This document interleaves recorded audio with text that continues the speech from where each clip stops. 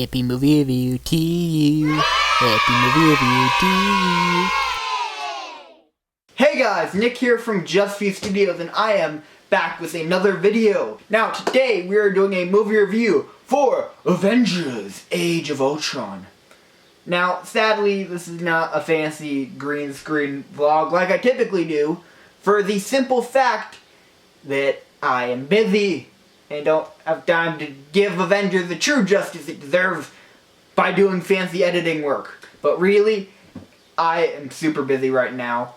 Sorry, like the past couple weeks have just been full of vlog after New Gen Model Let's Play, New Gen Model Let's Play, New Gen Model Let's Play.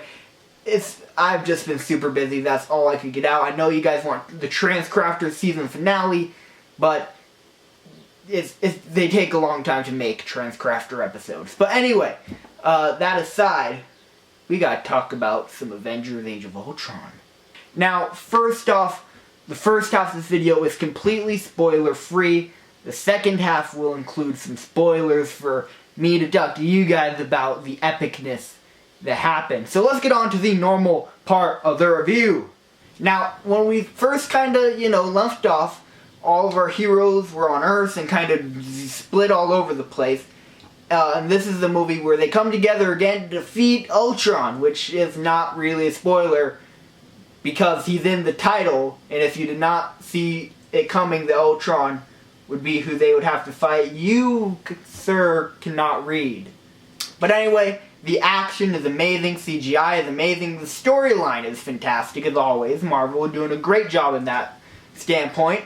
Yet at the same time, the story, it had, I wouldn't say issues, but it didn't go the way I personally expected it to. I thought there would go in a couple different directions from the way they actually went.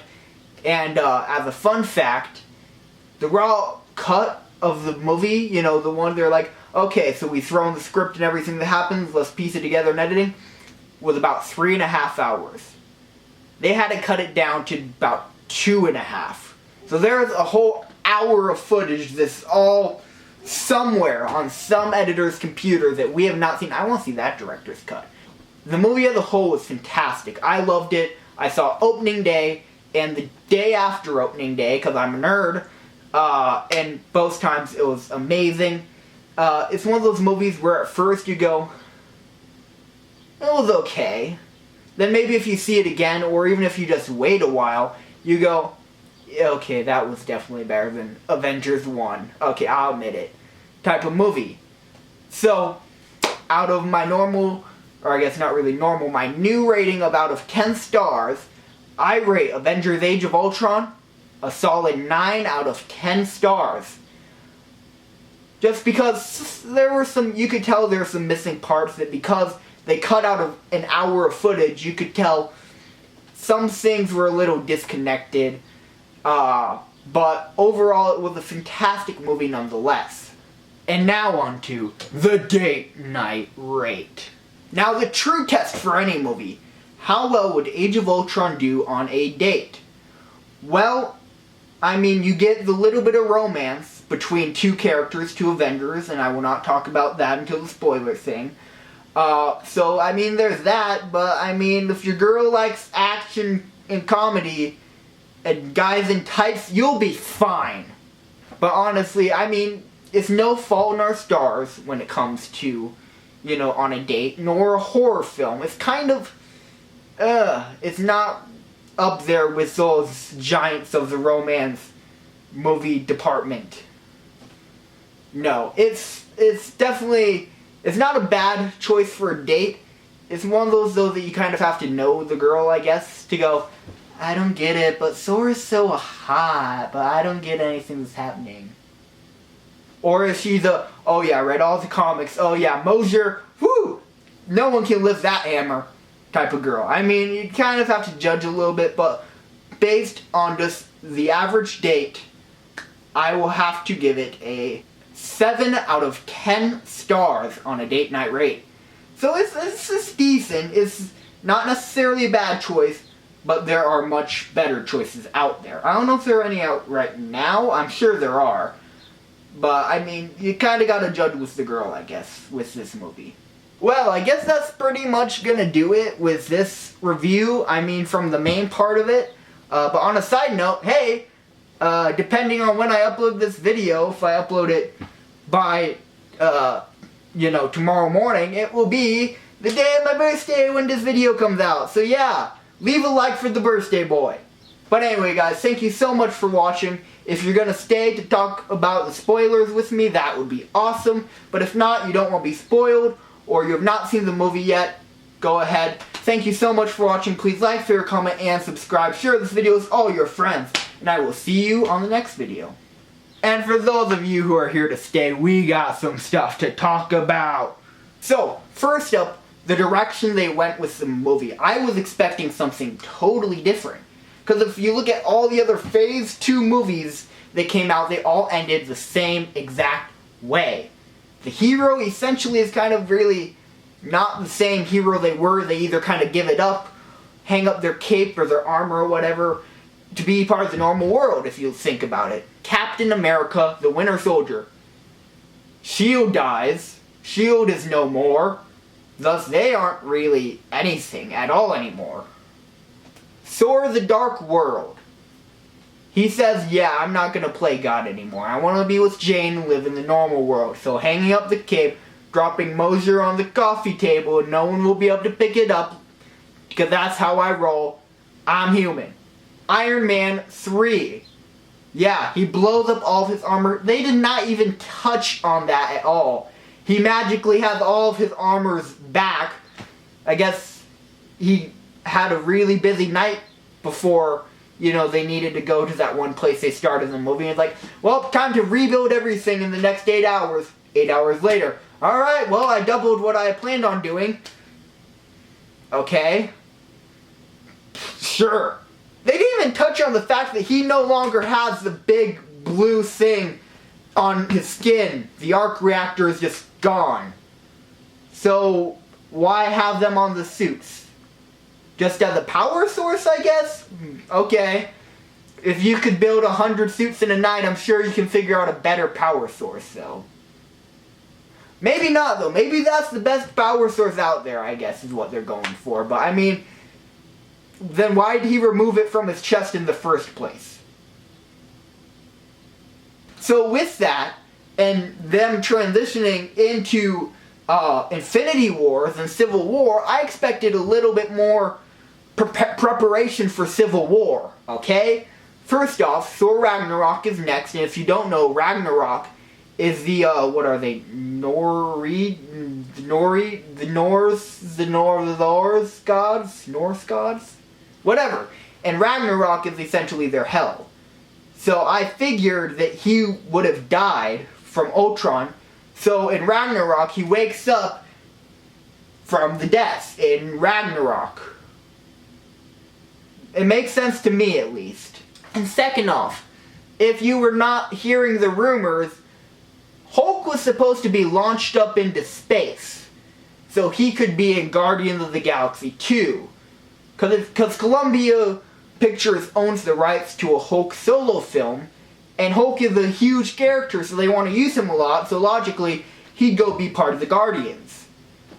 And that they would play more to Ultron being able to regenerate himself. So you can't kill Ultron, so logically, you have to launch him into space and let him float around where no one can find him. That way you can bring him back or leave him out in space. And in that, Hulk would just be the one to lock the door and be launched up with him. I mean, I guess he won't be in Guardians, but still, if the series are saying that he will be in it, so how? And the big one, Cap versus Tony, the last scene was them pretty much bromancing it out. So I don't see the logical move of bromancing it out to killing each other. I guess they're putting all of that into Civil War then, but what? And yeah, Quicksilver dying, I mean, I see why they went with that. I mean, honestly, I kind of figured it would be Hawkeye, but that was before I knew they were going with the, oh yeah, we're going to make Hawkeye a huge character, because you all think he's lame and he's not. So what we doing is we showing you how cool he is. But now that I know that, yeah, obviously Quicksilver's the Avenger who would die, because Fox also owns the rights to Quicksilver, and they don't want people doing what they're doing now and going, wait, but he's in Days of Future Past and is a totally weird dude. He's older than he is now, and that took place like in the 60s, like 60 years ago. Yes, that's how I imagine all people on the internet doing math. It was in the 60s, so it must be 60 years ago. Oh, the internet is a beautiful place. Anyway, so yeah, I get why they did that. And it's so cool that they have the new Avengers team that Cap is leading. I am so hyped for that. And I love the, how did they end it? What was it? Avengers! Us, and then just cut the credits. That was perfect. I love that. That was awesome. Hyperoni. Macaroni. And my new favorite Avenger is Vision. Yeah, there's no doubting that. That scene where he's like, we must get ready for battle. Hands Thor the freaking unholdable hammer and just hand it to him like it's a cup of coffee. I heard about 50 people in my theater go, oh shit. When that happened, like the, okay then. Wow. Like, and everyone else in there on the camera, their faces were perfect. Priceless moment. Priceless moment. And I mean, I love, they did Vision perfectly, because in the comics he's cool, and in the movie he's awesome. Although, here's a question I have for you. Do you guys think they're going to play off the comic book Scarlet Witch and Vision love story? Kind of, I don't know. Considering he's a weird humanoid robot creature, and she's like a, what, 18-year-old girl from Russia? I mean, it's the Marvel Universe. As Hawkeye said, the city's floating, they're fighting robots, and he's armed with the bow and arrow. Anything can happen, so sure. I guess, sure. Another question I have for you guys. Because the Soul Gem is up in his head. How do you think Thanos is going to get it for the Infinity Gauntlet? Is he going to pull it out and kill Vision? Or is he going to pull it out and Vision will kind of go to sleep mode, and the only part of him he'll remember is the Ultron part, so Ultron can return in Infinity Wars as Vision, which is craziness, but it's a theory I've been hearing a lot. So tell me in the comments below what you thought of it, and your theories and ideas and craziness, because this was an awesome Hyperoni movie that rocked. I loved it a lot, probably might maybe see it again, and if they have a director's cut with the full 3.5 hours, I am totally buying that on Blu-ray. But anyway guys, thank you so much for watching. Please like, favorite, comment, and subscribe, share this video with all your friends. And yeah, I hope, happy birthday me, Avengers movie review, yeah!